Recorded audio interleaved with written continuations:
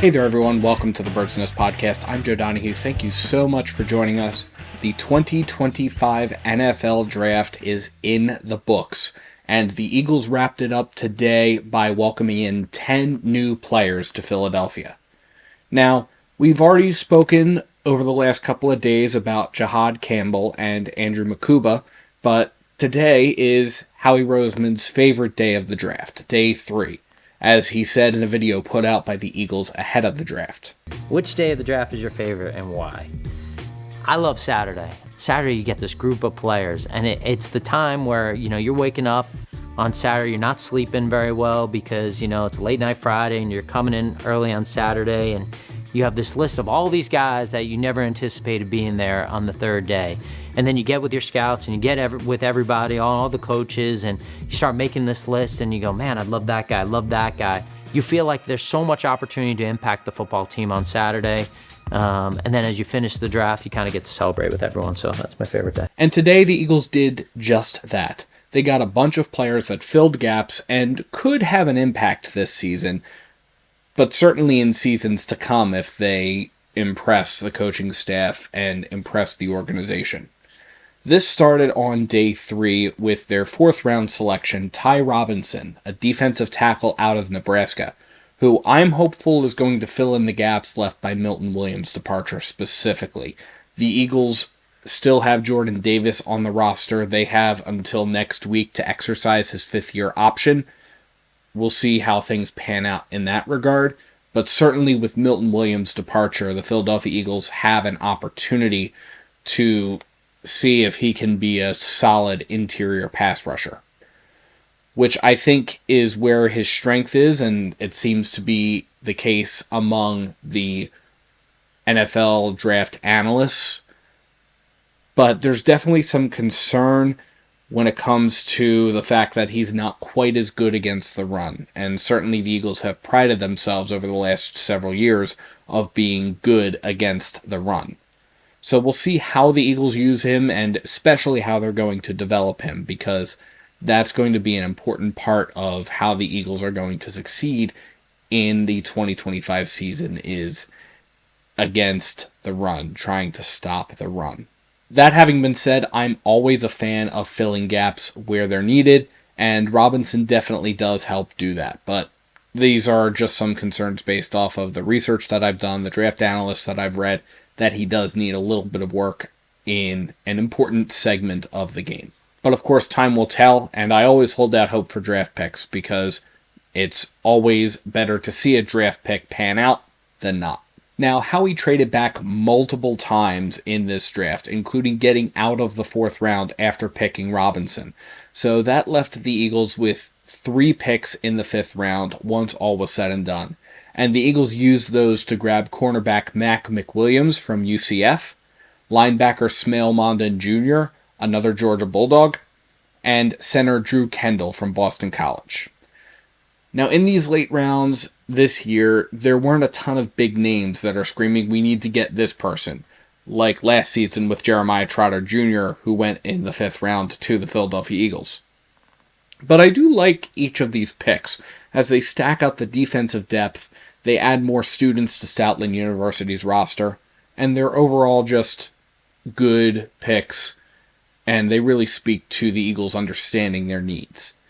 It will be good to have someone learn the center role for if Cam Jurgens goes down, especially given the fact that when that does happen, or should that happen, the Eagles tend to move players around on the offensive line, which isn't always the best decision.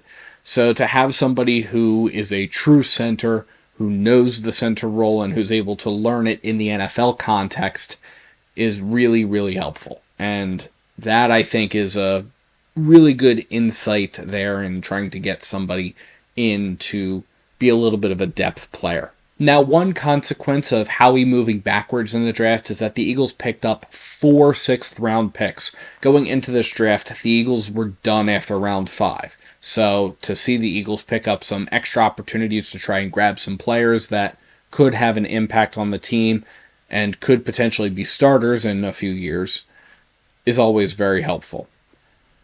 The Eagles started off the 6th round by picking out a homegrown quarterback in Kyle McCord.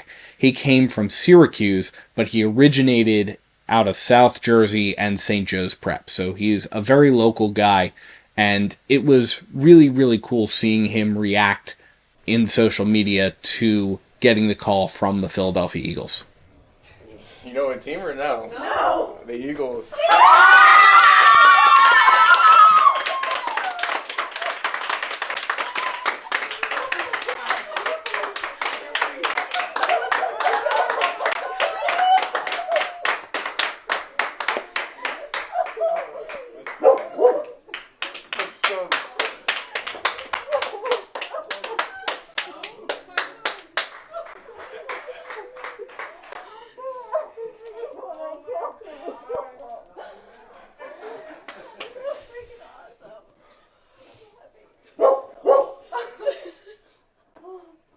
McCord will likely compete with Dorian Thompson-Robinson for the emergency third quarterback spot, especially because Tanner McKee is almost indubitably going to be the second stringer. Howie also picked up 2 more students from Stoutland University in Miles Hinton out of Michigan and Cameron Williams out of Texas. Both of those guys are tackles.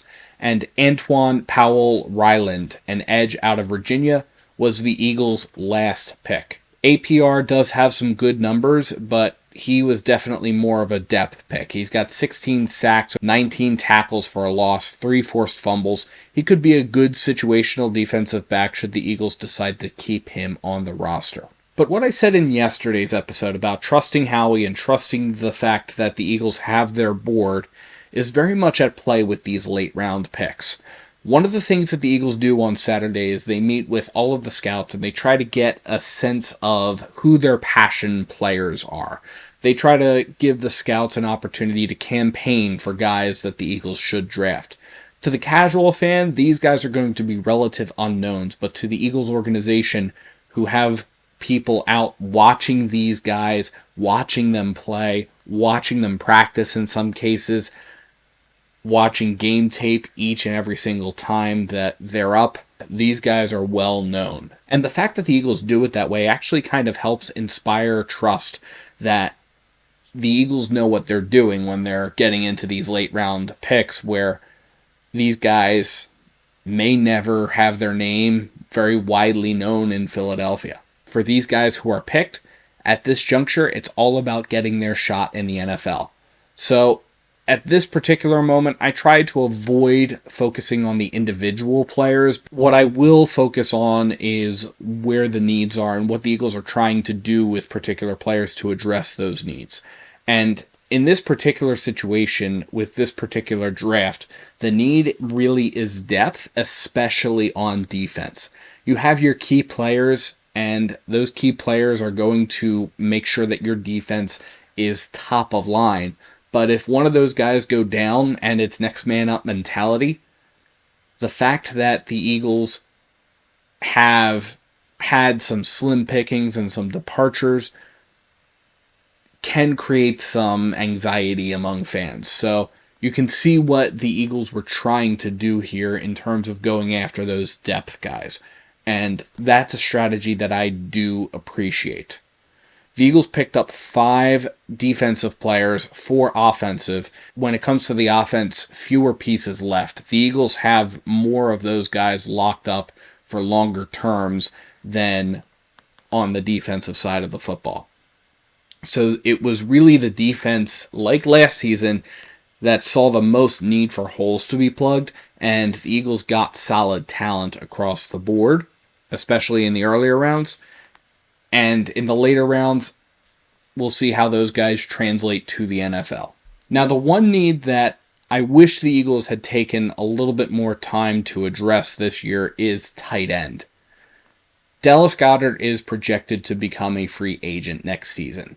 It is not out of the question that the Eagles could be moving on from him. And this was a particularly deep tight end draft class. So I'm a little surprised that the Eagles didn't spend a pick on a tight end or try to acquire a pick so that way they could get a tight end. So we'll see how things pan out and where the Eagles' mindset is as they approach Dallas Goedert and what his future with the team is going to be. But for now, my read on the situation is that the Eagles are comfortable with Dallas Goedert being on the team and would like to keep him around, because otherwise I don't think that the Eagles would have left tight end to the wayside, especially with such a deep tight end draft class this year. Now, Howie did speak about his own expectations for players based on when they're drafted in his post-draft press conference today. It depends on what part of the draft you're talking about. You know, when you're talking about the beginning of the draft, you want impact. You know, you want to find an impact player, certainly in the first round. You know, our grading scale speaks to us for what we want to find. You know, in the first round, it's your chance to get a Pro Bowl player, to get a blue player, you know, so we're looking for that in the first round. In the second round, we're trying to get someone who's a good starter. You know, he's a good starter who can make a difference. In the third round, you're trying to get a minimum of solid starters, you know, and the same really for the fourth round and the middle rounds. And I think for us, when we look at the later stages of the draft, we're shooting for starters. You know, we have this meeting this morning, and I tell our scouts all the time, you know, like we can find backups. We can find backups in August. We can find backups on our team. We want to find starters, and so if that means that we take 6 guys, if we take 6 guys, I don't know how many guys did we take today. No, we didn't take 8 today. Okay. I mean, if you take 8 guys and you hit on 3 starters, I mean, you were smoking. You were doing a really good job. So we're going to take shots on guys who have traits, and we're looking for guys that can make a difference. And so we're not worried about the guys that may not. You know, we're not looking for the numbers. We're not saying, hey, 90% of the guys made our roster. We're looking for guys who can make an impact for the Philadelphia Eagles, and the draft is our opportunity to do that. So a lot of these guys are traits guys that we think that have a love for the game that we can develop with this great coaching staff and this player development staff and the sports staff to turn into starters, and that's what we're looking for. But that closes the book on the 2025 NFL Draft. The Eagles' 10 players joining the team. The Eagles are well positioned for the 2026 NFL Draft in Pittsburgh with 12 picks, many of them projected to come in the first 3 rounds of the draft. But that closes the book on the 2025 NFL Draft. The Eagles had 10 players and multiple picks that caused them to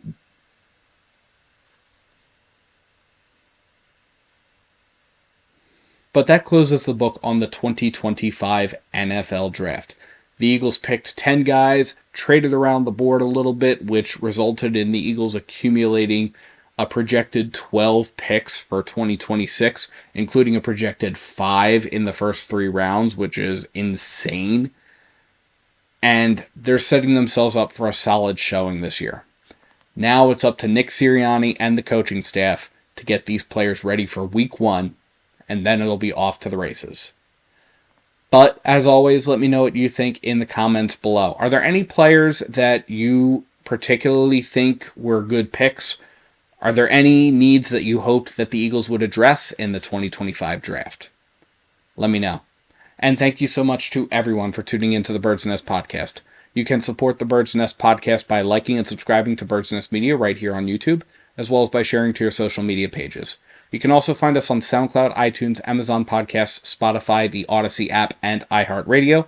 Please visit birdsnestmedia.com for additional Eagles and NFL coverage, and if you feel so inclined to support us in a different way, you can find the link to our Patreon in the description below or at birdsnestmedia.com. Thank you so much for tuning in, and let's go Eagles!